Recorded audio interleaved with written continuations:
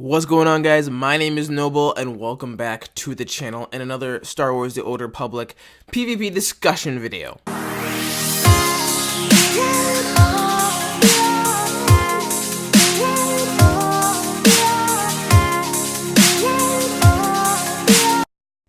Ranked Season 11 has been going on for a few months now, and it has been pretty much like every other season that came before it. The first thing that I want to talk about is ELO and how the whole rating system works and placement matches. I will be the first to tell you guys, I am not completely 100% sure how the placement matches work.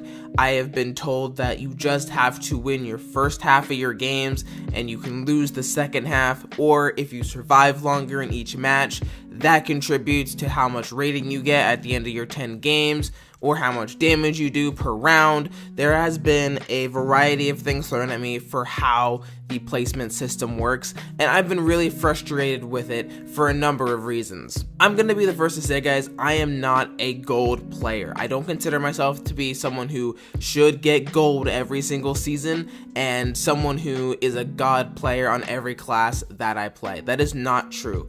I consider myself to be a high bronze, low silver caliber ranked player. That being said, I have not reached silver or gold since season 4. I also did not play consistently from seasons like 5 to 9. I didn't play a whole lot, but ever since 9, I have played consistently and I have not been able to get out of bronze.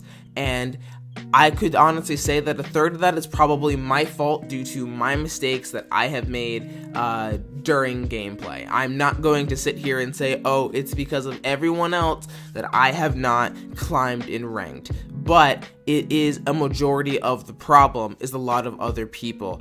But I feel, before I continue, I should say that ranked is in a good spot. It's in the best spot it's ever been in terms of queue times and quantity of games.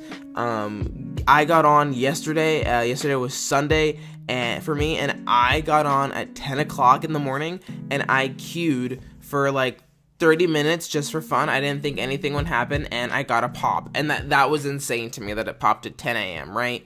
But usually every single night it pops for about 4 to 5 hours straight, and it's so much fun to just get in and queue every night.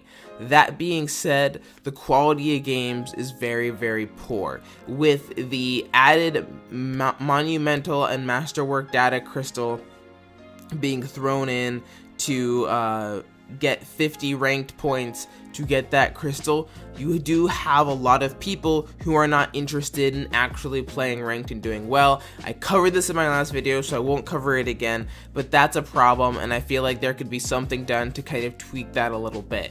However, that scares me because then the queue times might not happen as much and it would be harder to climb with fewer people queuing. It just comes down to a matter of maybe playing a crap ton of games and then, you know, hoping the elo balances out, because you can only carry people so far before you just can't anymore. That is something that I've noticed, and it's unfortunate but true.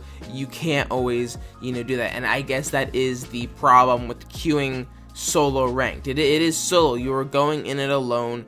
Your results are going to be that of someone who's taking huge risk by queuing solo. But when no guilds or in groups of individuals will queue up for group ranked, it is very, very hard to do something like that. To constantly get into some high quality games with good tanks and good healers. Yesterday I was in a match where my tank was armor rating 237. Now people say gear does not matter. The gearing, like the armor rating does not matter. Skill, I would say, would usually win out, but sometimes gearing is very important, because if you have a 237 no ogged sentinel, you are going to get hit by a 35k raging burst, as opposed to a fully ogged 228 full 252. You might get hit for between anywhere from an 18 to a 23k raging burst. That is a huge difference when it comes to survivability and how you play the game. No one can deny that that is a huge factor. Now, going into 6.0, I know the abilities and the way you play your class is going to be dramatically changed, so we'll see how that affects the rank system, but that's not really that big of a deal. I'm excited for 6.0, just to get that out there. I cannot wait. I know I haven't made a video on it, but maybe I will eventually. But anyway, so gear is an issue for some people, and they're trying to get the crystals to try to get gear. Against my better judgment, I would say leave the crystal in the queue. And when 6.0 comes out, still make getting a particular type of item to get better gear a part of the rank system, so you encourage more ranked. I just wish there was a better way of doing that. But maybe there isn't, and that's okay. Second thing that I want to talk about is cheaters. I witnessed a hacker in my game, a fly hacker. I can put it up for you on the screen. Apparently there have been a lot of videos made about this certain individual. I can say their character name. I don't know their forum or anything because I know that goes against the terms of TOS. But it's Brattler. You will see it here on the screen. My team won the round. We didn't win the match, but they won the round, and he just waited till acid, and he was hiding not outside the map, but in a place that you can't get normally. And people were telling me, I was talking to people during those matches and during the course of the night, and they were like, BioWare does not care about hackers in this game. Guys, that is fundamentally untrue. BioWare's and EA's like profitable games right now, SWTOR and Anthem, but mostly SWTOR. SWTOR is not going anywhere anytime soon. The game makes way too much money for EA and BioWare. So the fact that you would think that cheaters like they don't care about those kinds of people is wrong. It just needs to be brought to their attention, enough times. Sure, they might not be Epic Games, they might not be Respawn Entertainment, they might not be Blizzard, but they are still, looking for those things. And as a community, I feel like we need to be bringing that to their attention as often as we can. I think that's important if you want the quality of games to go up, because people are trying to legitimately climb and get better rating to get the better rewards in ranked. That's what they are trying to do, but they can't do it when people are manipulating the game to either get a win or anything else, and that's frustrating. And even for someone who essentially could have benefited from the fly hacking, I was not okay with it. I saw it and I was like, oh my god, this person is fly hacking. That's crazy. And I've jokingly have been called like a hacker, and I've jokingly called someone hacker for globaling me too many times in ranked, but I've never actually seen it until this point. So BioWare, if you see this, please do another ban wave. I would love to coordinate with you if you need any more proof that people are hacking. I would love to find that out for you guys and help you be able to get that done, because I want to be a part of the solution. I don't want to just complain about the game and complain about problems without providing any kind of solution or help. But guys, that is the video for today. What do you guys think of the system? Oh, actually, I lied. I want to talk about one more thing.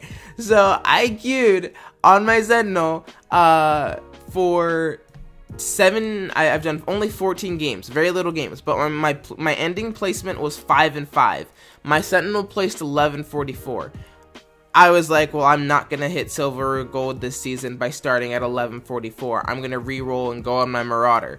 I went 5 and 5 on my Marauder and placed 1210, which is considerably better than 1144. I am now 7 and 7 on my Sentinel, and my rating got back to 1142, but climbing another 170 or 60 elo to just to get that official bronze category is going to be difficult, if not impossible, with the quality of cubes. So I would like to know, BioWare, I don't know if you would actually tell us this, but how do you gain more elo in your placement matches, and how is that all determined? Or is it genuinely random, and your damage, your survivability, and your contributions, do they mean nothing to the overall game? Or is it just wins and losses that affect your elo? I would love to know what that is. Anyway, guys, sorry, I know I said that was the end of the video before, but I wanted to bring that up. Let me know your thoughts on the rating system. How have your games been this season? I would love to know. Please comment below to start a discussion. I really would appreciate that. What do you think of the cheating situation, and what would be the possible solutions? Leave those comments down below. Let's get some constructive things happening here. Anyway, guys, that's it for today's video. Thank you for watching so much. If you go on to enjoy the content, don't forget to hit a like and subscribe to the channel for more Star Wars The Old Republic PvP content. I will cover the expansion in a little bit more, but I know other YouTubers like SWTOR, Volk, SWTOR Central are more equipped to deal with those kinds of things than me. I specifically deal in PvP. Anyway, guys, until next time.